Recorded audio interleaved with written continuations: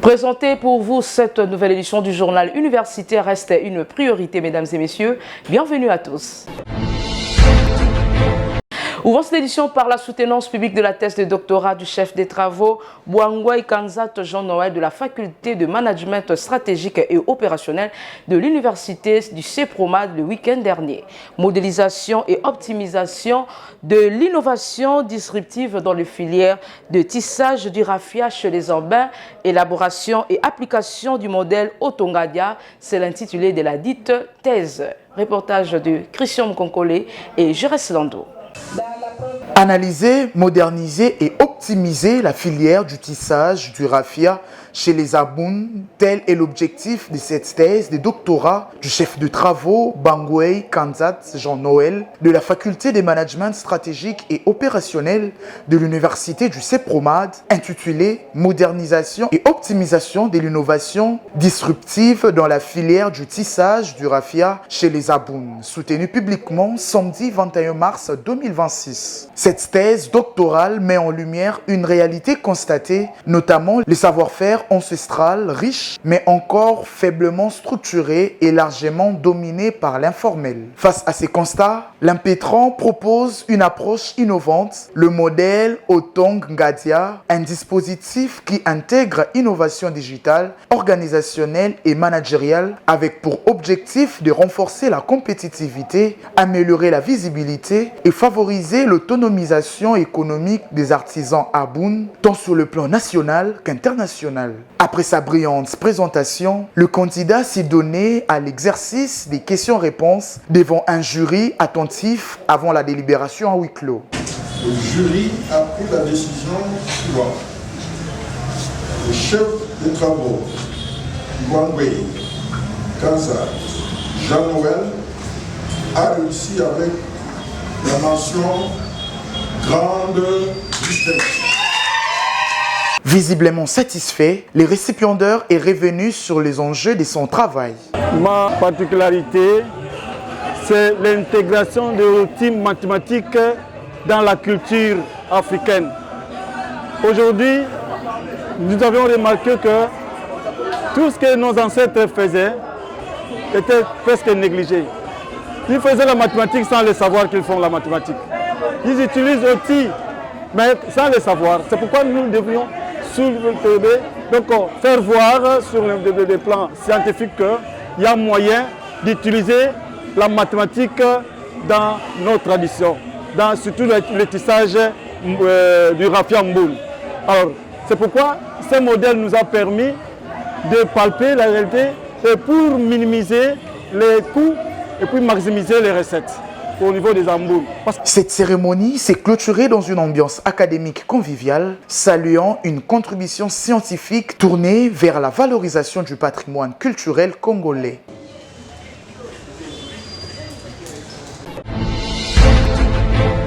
D'une thèse à une autre, cette fois-ci, la soutenance publique de la thèse de doctorat du chef des travaux, Léon Moutala Chibangu de la faculté de sciences et technologies de l'Université pédagogique nationale. Thèse intitulée Adéquation, algorithme pour le suivi temps réel de flux migratoires, conception d'une architecture hétérogène et multimodale appliquée à la Direction générale de migration, a été soutenue le samedi dernier au cours d'une cérémonie organisée au sein de cet établissement universitaire. Reportage des Jean de Lumbi et Christian Chipamba.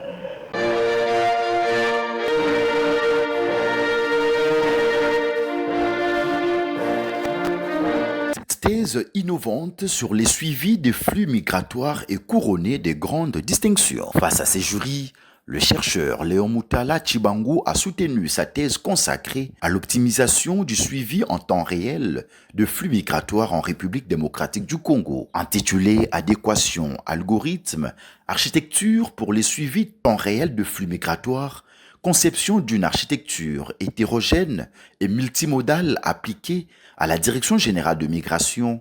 Cette recherche propose une méthodologie innovante d'adéquation, algorithme, architecture pour la mise en place d'un système intelligent adapté aux réalités congolaises. Face aux limites des dispositifs manuels et aux défis liés à la porosité des frontières, les doctorants a développé une architecture hybride Edge Cloud intégrant des technologies avancées, notamment un système biométrique multimodal, visage empreinte digitale et POM, et des mécanismes de détection d'anomalies en temps réel. L'étude s'appuie également sur une analyse comparative de plateformes technologiques CPU, GPU, FPGA, DPU et introduit un nouvel algorithme performant dénommé HDS.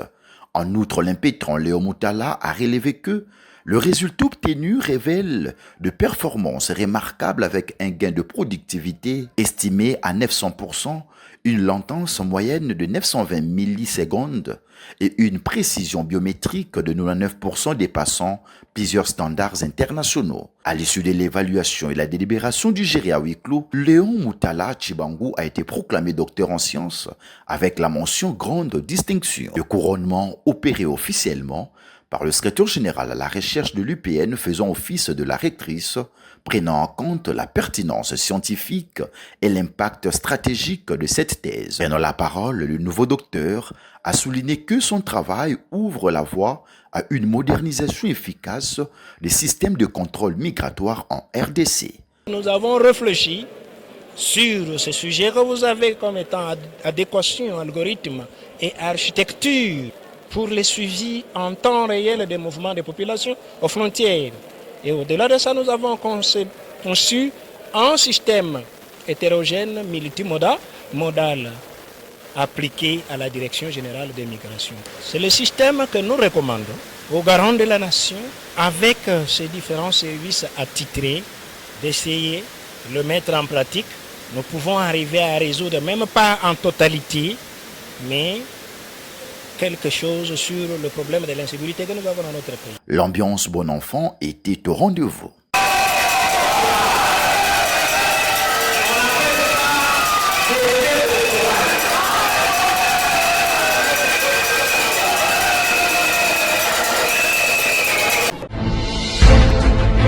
Restons toujours à l'Université pédagogique nationale pour parler de la défense du mémoire de diplôme d'études approfondies du candidat Bachizi Batumike de la faculté de sciences sociales, administratives et politiques, intitulé Politique publique de l'organisation de l'examen d'État en République démocratique du Congo, critères de fiabilité et perspectives d'avenir. Ce travail analyse la fiabilité, la transparence et le mécanisme d'amélioration de cette épreuve nationale. Les amples détails dans cet élément de Georges Dulumbi et Christian Chipamba.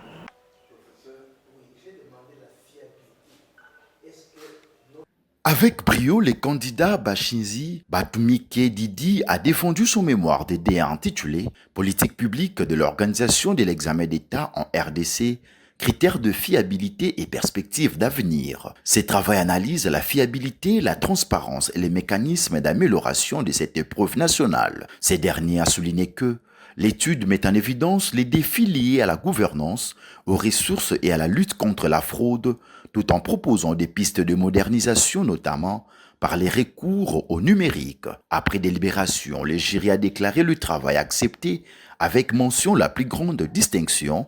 Le travail de M. Bachizi Batumike est reçu avec la mention la plus grande distinction. Salua sa pertinence scientifique et son apport au système éducatif congolais. Le lauréat a à cette occasion réaffirmé son engagement à contribuer à l'amélioration de l'éducation en RDC. S'agissant de mon travail, on voulait démontrer des failles que nous retrouvons dans le système éducatif congolais.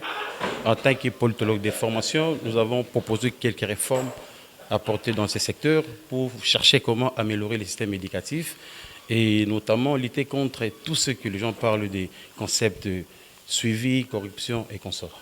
Le problème que nous avons trouvé, c'est sur le plan organisationnel et financier. En fait, le capital humain n'est pas mis en place. C'est-à-dire l'État congolais, le gouvernement central doivent mettre l'homme au centre de toute réforme pour voir comment sauver le système éducatif congolais. Parce que l'examen d'État, c'est l'examen national qui met fin au cycle secondaire pour ouvrir l'accès au cycle universitaire. Nous avons proposé la nouvelle technologie qui est en place, la numérisation du secteur éducatif, et voir comment améliorer ce système et lutter contre tout ce qui est fraude et acharnement.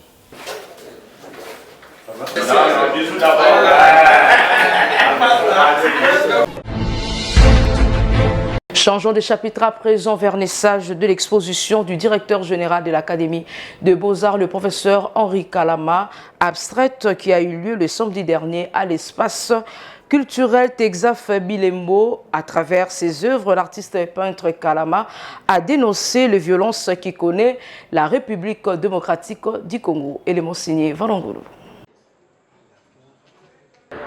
Intitulé Abstraire, l'exposition du professeur Henri Kalama Koulez, peintre et docteur en arts plastiques et phénoménologie de l'art, marque un moment singulier où l'artiste traduit ce qu'il nomme les vibrations cosmiques.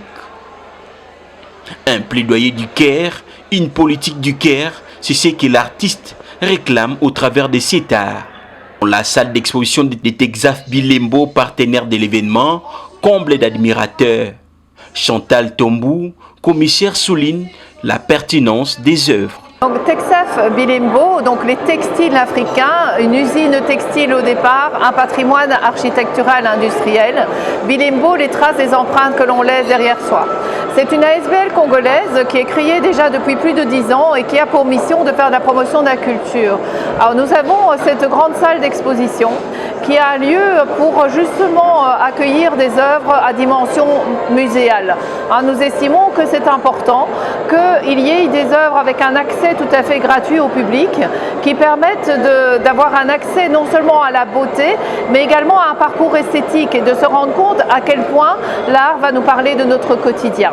Par exemple là dans l'œuvre du peintre Henri Kalama à Koulez, on a 3 grandes séries.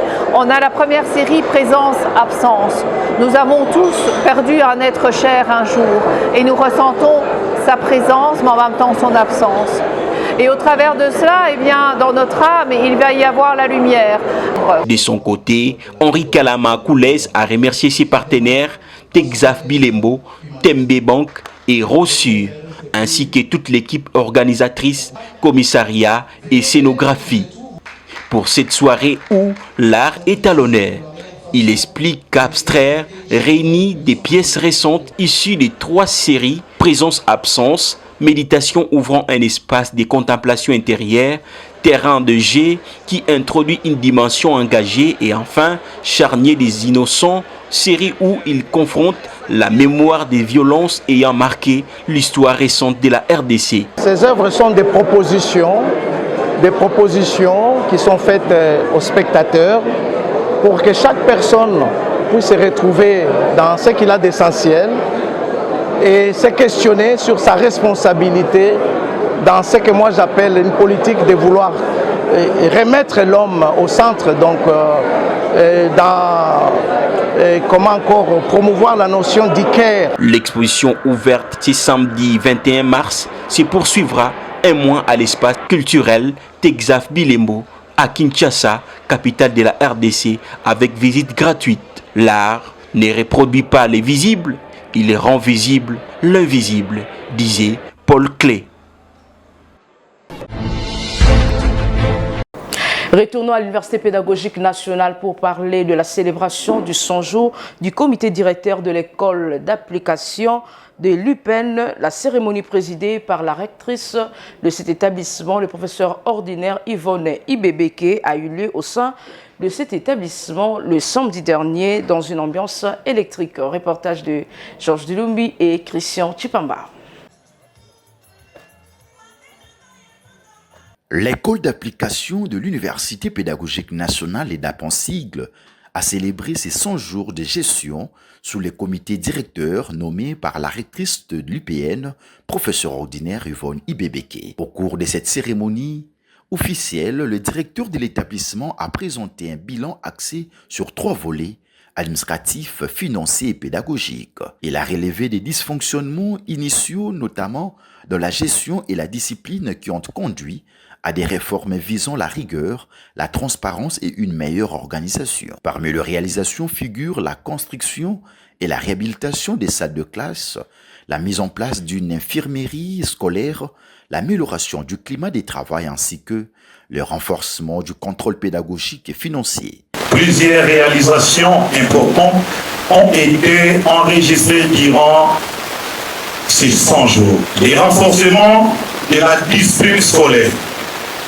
l'amélioration de l'environnement avec la mise en place des couleurs et de l'esthétique de l'école, la création d'un climat de travail plus motivant, la construction de 3 nouvelles salles de classe, la réhabilitation de 3 salles de classe, la construction d'un centre infirmier scolaire pour la prise en charge des élèves et du personnel. Lancement de la construction d'un nouveau bureau pour la préfecture et le secrétariat.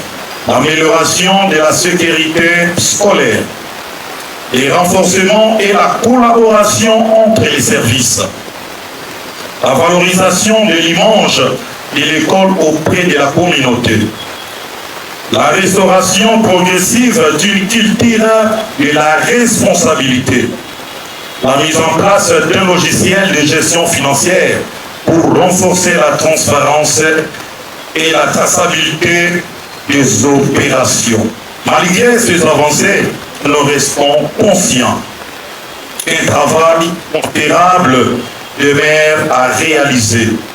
Nous engageons à consolider les acquis, renforcer la discipline, améliorer davantage les qualités d'enseignement, poursuivre la modernisation de l'établissement, promouvoir une gestion transparente et efficace. Je tiens à remercier sincèrement tous les enseignants et les membres du personnel pour leur engagement et leur esprit de collaboration.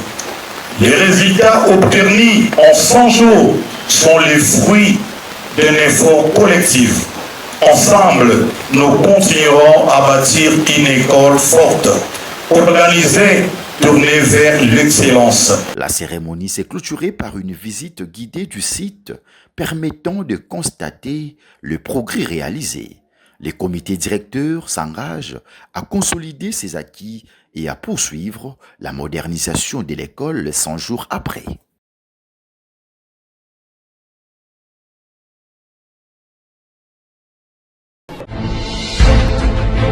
De l'autre côté, le comité de gestion de l'Institut supérieur des statistiques de Kinshasa, que dirige la professeure Dédé Aliango Maracho, a totalisé 100 jours et à cette occasion, une conférence de presse a eu lieu ce lundi 23 mars en vue de présenter le bilan à mi-parcours et projeter l'avenir. Images et commentaires de Valongolo.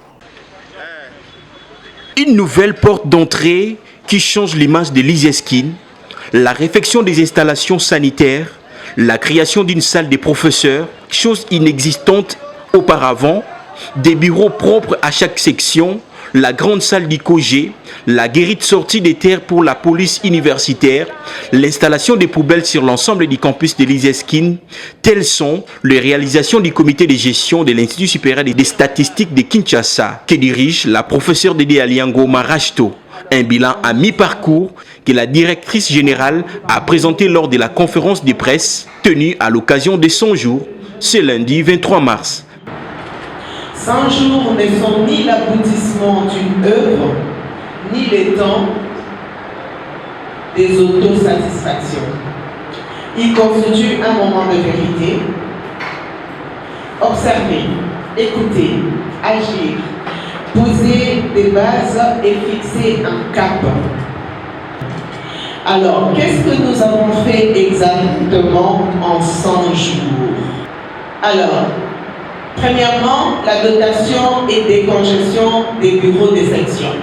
Deuxièmement, l'embellissement du site. J'espère qu'en arrivant, ceux qui étaient déjà passés par l'ISES ont vu que les choses ont changé. Réaménagement des installations hygiéniques des étudiants et des enseignants.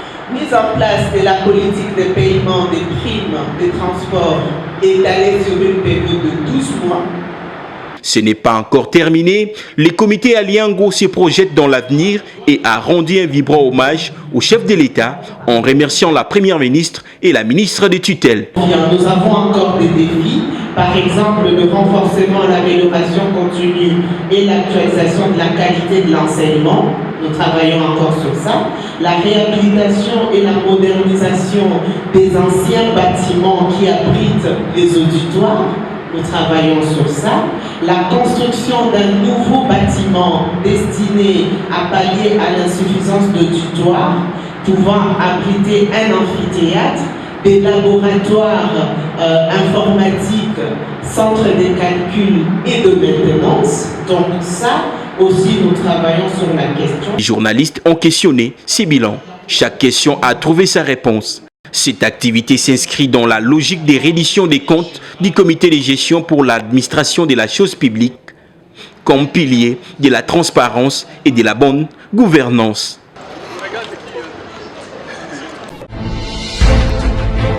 Un autre sujet à présent, financement alternatif pour le développement de l'entrepreneuriat de jeunes, enjeux et perspectives. C'est le thème abordé au cours de la conférence organisée par les comités de gestion de l'Institut supérieur des statistiques de Kinshasa en vue de sensibiliser et outiller le jeune face aux défis d'accès aux ressources financières. Élément signé Tonto Biongo. Financer autrement pour entreprendre, c'est le pari qui a été au cœur de la conférence débat organisée par l'Institut supérieur de statistique de Kinshasa, placée sous le thème financement alternatif pour le développement de l'entrepreneuriat de jeunes, enjeux et perspectives. Cette rencontre a permis de sensibiliser et d'outiller le jeune face aux difficultés d'accès au financement classique. Pour la directrice générale, la professeure Dédé Aliango, il est temps de changer des regards. S'appuyant sur la pensée de Georges Bernard Shaw dans sa deuxième vision, la numéro 1 de l'ISESKIN a souligné que son établissement s'y penche en vue de sa transformation et innovation. Poursuivant, elle a invité le jeune à oser imaginer un avenir différent et à innover. Il est clair qu'au niveau de notre pays, l'entrepreneuriat connaît un souci. Et le souci, c'est que les entrepreneurs n'ont pas accès au financement pour mettre à l'échelle leurs projets. Et surtout les jeunes. Donc ici, nous avons organisé la conférence pour les financements des projets entrepreneuriaux de jeunes. Alors avec ces défis-là d'accès au financement, nous avons proposé les financements alternatifs. Beaucoup de gens en parlent, mais il était question que dans l'enseignement supérieur, qu'on commence à s'y intéresser, qu'on prenne en fait cette question-là à bras le corps et qu'on commence à en discuter, à réfléchir sur comment implémenter par exemple de plateformes de financement alternatifs ici. Au menu des échanges des financements alternatifs en Afrique, obstacles structurels en RDC, innovation technologique et opportunités offertes par les crypto-monnaies ont permis à l'assistance d'enrichir leurs connaissances. Entre témoignages et analyses, les intervenants ont mis en lumière des solutions concrètes pour booster l'entrepreneuriat de jeunes. Il était question de voir comment est-ce que le gouvernement ou comment est-ce que le ministère peut déjà mettre en place. Il y a déjà des solutions, il y a déjà des études, il y a déjà tout ce qui est mis en place pour que cela puisse entrer totalement en application. Notons que cette initiative ouvre de nouvelles perspectives et rappelle que l'avenir de l'entrepreneuriat congolais s'est construit aussi en dehors des circuits classiques de financement.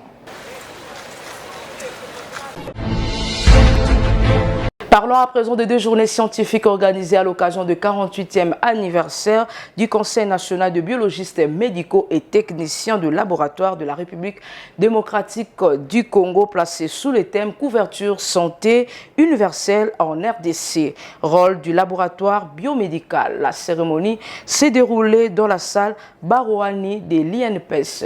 Opiakou était présent pour les comptes de notre rédaction. À l'occasion du 48e anniversaire du Conseil national des biologistes médicaux et techniciens de laboratoire de la République démocratique du Congo, dirigé par son président national, le Blandin Bokabela, deux journées scientifiques ont été organisées dans une ambiance résolument scientifique. La cérémonie d'ouverture a débuté par l'exécution des hymnes nationaux, celui de la RDC et celui du SNBEM, suivi du mot de circonstance du président du conseil, le biologiste médical Blandin Bokabela. Dans la foulée, le représentant du ministre de la Santé publique, Hygiène et Prévention sociale est intervenu au nom du ministre des tutelles. Il a été suivi par le professeur Thomas Matoukala, représentant du coordonnateur du CNCSU, qui a axé son intervention sur la question de la couverture santé universelle en République démocratique du Congo. Plusieurs autres intervenants, notamment des professeurs, chefs de travaux et biologistes médicaux, ont ensuite enrichi les échanges autour des différents thèmes abordés. Une séance de questions-réponses entre participants et panélistes a clôturé la première journée. La deuxième journée consacrée à la clôture a également été marquée par de diverses interventions des professeurs, spécialistes et dissertaires de la santé. À cette occasion, l'assistante Guylaine Goy, chef de section adjointe et chargée de la recherche en biologie médicale de l'ISTEM à l'ISTEM Kinshasa, a souligné que dans les très prochains jours, des formations certifiantes de courte durée à l'ISTEM Kinshasa. On va envoyer les différents prospectus avec les modules qui sont retenus. Notamment, il y a la gestion des équipements et la maintenance, il y a l'assurance qualité, il y a les techniques innovantes en biologie médicale, la biologie moléculaire, ainsi que la sécurité transfusionnelle. Après la lecture des recommandations issues des travaux et les mots de clôture, le président du SNBEM a conclu ses assises en ces termes. Je ne peux qu'avoir le sentiment de joie, parce que par le temps qui court, ce n'est pas facile de réunir les gens pendant 2 jours, et du matin au soir, échanger et le maintenir jusqu'à ce moment. Je ne peux qu'avoir un sentiment de joie, un sentiment de satisfaction, parce que les objectifs assignés pour cette organisation, je peux dire, sont atteints à 100%, donc je suis ravi de joie. Tout s'est clôturé dans une ambiance conviviale.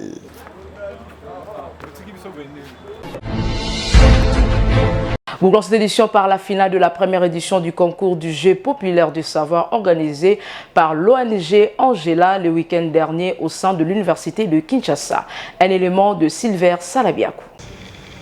Encourager les jeunes à aiguiser leur esprit de recherche et de réflexion, c'est l'objectif poursuivi par la première édition du jeu populaire du savoir initié par l'ONG Angela.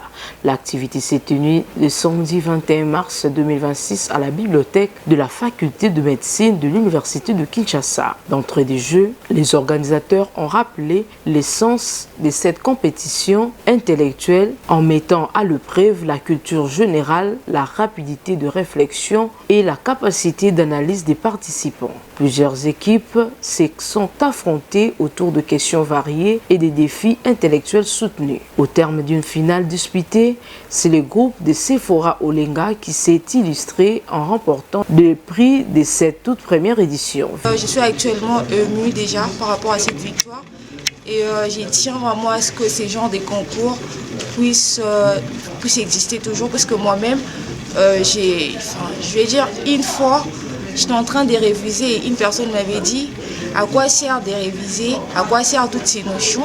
Alors c'est au travers de ces concours que j'ai compris l'importance aujourd'hui de cette science-là, de cette lecture qui deux fois était autrefois très négligée. Alors ces concours nous a permis également de mettre en avant nos connaissances, compétences, mais surtout des faits réels, des faits réels qui se passent actuellement dans notre société. Satisfait du déroulement et de l'engouement de participants, le coordonnateur du projet, le docteur Don de Dieu, a salué une initiative porteuse d'avenir pour la jeunesse estudiantine tout en annonçant la pérennisation de ces jeux. En fait, au-delà de cette activité, j'ai pu palper le résultat, le travail de cette équipe.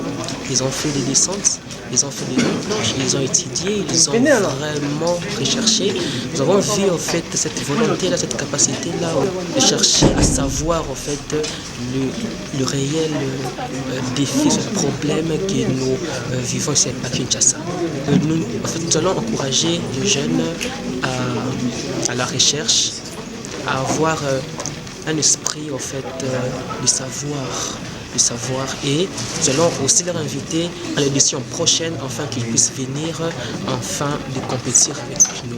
Dans une ambiance à la fois académique et conviviale, cette première édition des Jeux populaires du savoir s'est refermée laissant entrevoir une nouvelle dynamique de promotion de l'excellence intellectuelle au sein de la jeunesse congolaise.